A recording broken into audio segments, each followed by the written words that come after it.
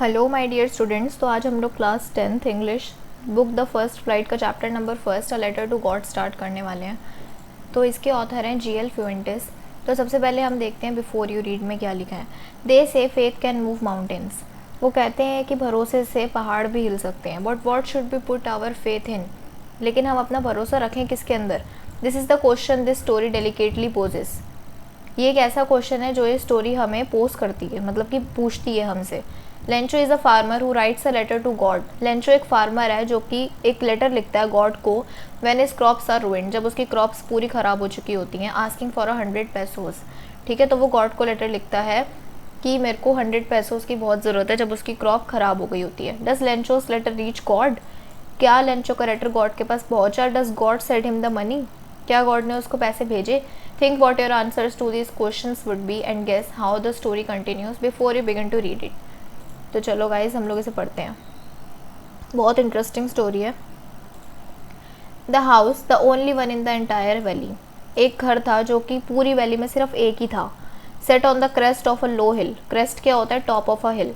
एक छोटी सी पहाड़ी के टॉप के ऊपर एक हाउस था। From this height one could see the river and the field of ripe corn dotted with the flowers that always promised a good harvest.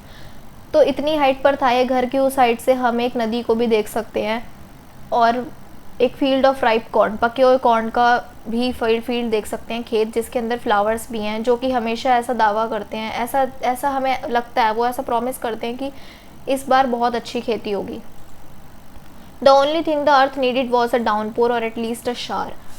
तो बस जो एक ऐसी चीज़ जो अर्थ उस टाइम पर नीड कर रही थी, मतलब लेंचो ऐसा सोचता है, लेंचो का ही फील्ड है कि थोड़ी सी तो बारिश हो जाए। Through out the morning Lencho who knew his fields intimately had done nothing else but see the sky towards the northeast. Now we are really going to get some water, women.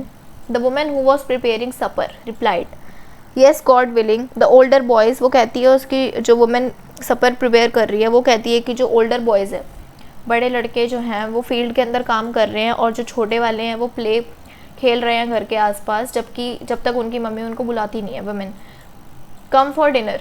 तो women कहती है कि खाना खाने के लिए आ जाओ। It was during the meal. एक सेकेंड गाइस।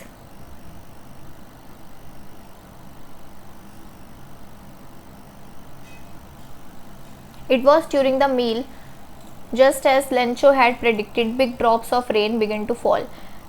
जब वो खाना खाने बैठे ही थे तब लेंचो ने प्रेडिक्टेड कर दिया कि अब कुछ थोड़ी रेन तो आएगी। In the north east huge mountains of clouds could be seen approaching. North east के अंदर बहुत बड़े बड़े क्लाउड्स हमें आते हुए दिख रहे थे। The air was fresh and sweet. जो एयर थी वो बहुत फ्रेश थी और बहुत मीठी हवा थी। The man went out for no other reason than to have the pleasure of feeling the rain on his body. तो जो लेंचो था वो बाहर चला गया बिना किसी रीज़न के, बस उसको अपनी बॉडी के ऊपर रेन को फील करवाना था। And when he returned he exclaimed, these aren't rain drops falling from the sky, they are new coins. तो वो इतना खुश हो गया वापस आने के बाद, उसने बोला कि आसमान से जो अभी गिर रही है वो रेन नहीं है, वो हमारे लिए न्यू कॉइन्स की तरह है।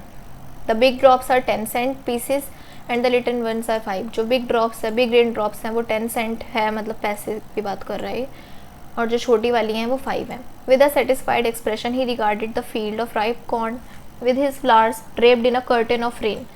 बहुत ही सेटिस्फाइड एक्सप्रेशन के साथ अपने फील्ड को देखता है और वो कहता है कि ड्रेप्ड मतलब कवर्ड विथ क्लोथ। तो ऐसा लगता है कि पर्दे में उसकी पूरी राइप कॉर्न की फील्ड ढकी हुई है।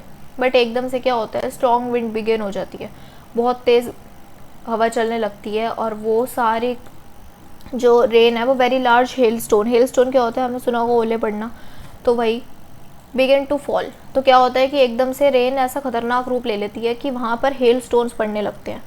These truly did resemble new silver coins. और वो क्या रिजेंबल करते हैं, जैसे न्यू सिल्वर कॉइन्स हो। The boys exposing themselves to the rain ran out to collect the frozen pearls. तो वो बिल्कुल वाइट कलर के होते हैं हेल स्टोन्स, वो ऐसे दिख रहे होते हैं जैसे कि वो फ्रोजन पर्ल्स हो, मोती जैसे लग रहे हैं। बट वो एकदम से बहुत ही ख़राब हो जाता है। It's really getting bad now, explain the man. I hope it passes quickly. वो कहते हैं कि काश ये हेल स्टोन जल्दी से ख़त्म हो जाए। It did not pass quickly for an hour the hell rained on the house. पर क्या हुआ, वो तो चाह रहे थे कि जल्दी से ख़त्म हो जाए हेल स्टोन, पर ऐसा नहीं हुआ। 1 घंटे तक वो हेल हाउस के ऊपर रेन होती रही the garden, the hill side, the corn field, on the whole valley, the field was white as if it covered with salt. तो आखिर में क्या हुआ, वो हेल स्टोन ख़त्म तो हुआ नहीं 1 घंटे तक, जो जो उसका बेचारे का कॉर्न फील्ड था वो सारा वाइट पड़ गया, मतलब कि सॉल्ट की तरह कवर हो गया, क्योंकि बर्फ़ ही तो हुई वो। Not a leaf remained on the trees के ऊपर एक पत्ता भी नहीं बचा था। The corn was totally destroyed, पूरा उसके कॉर्न का फील्ड डिस्ट्रॉय हो गया था। The flowers were gone from the plants, वो जो फ्लावर को देख देख के खुश हो रहा था वो भी ख़त्म हो गए थे। Lencho's soul was filled with sadness, उसकी आत्मा बिल्कुल दुख से भर गई। When the storm had passed, जैसे स्टॉर्म खत्म हुआ, he stood in the middle of the field and said to his sons, जैसे स्टॉर्म पास हो गया तो वो अपने फील्ड के बीचों बीच जाके खड़ा हो गया और उसने अपने बेटों से ये बोला, a plague of locust would have left more than this। उसने बोला कि जब कोई लोकस्ट, जो इंसेक्ट आते हैं, इंसेक्ट उड़ते उड़ते आते हैं ग्रुप में और वो पूरे क्रॉप को ख़राब कर देते हैं, तो उसने हेल स्टोन को कंपेयर करा है यहाँ पर लोकस्ट से कि इतना थोड़ा बहुत तो फील्ड लोकस्ट भी छोड़ देते हैं, पर हेल स्टोन ने हमारे पास कुछ नहीं छोड़ा। The hail has left nothing, this year we will have no corn, इस ईयर हमारे पास कोई कॉर्न नहीं है। The night was a sorrowful one, बहुत ही ख़राब नाइट थी उनकी। All our work for nothing, इतनी मेहनत करी उन्होंने पर उसको कोई फल नहीं मिला। There is no one who can help us, we will all go hungry this year.